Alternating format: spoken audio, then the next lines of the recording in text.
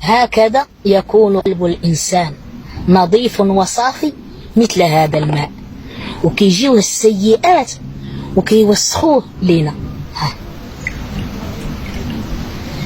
فيصبح القلب أسود. ولكن باش ننظفوه كننظفوه تاني بالحسنات.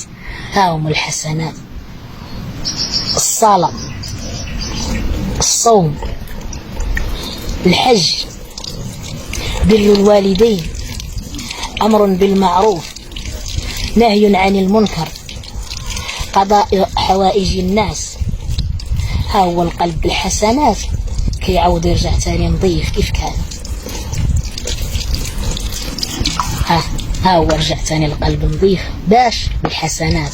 هكذا ينظف قلب الإنسان بالحسنات، كيف قال لنا الله عز وجل في واحد الآية: إن الحسنات يذهبن السيئات.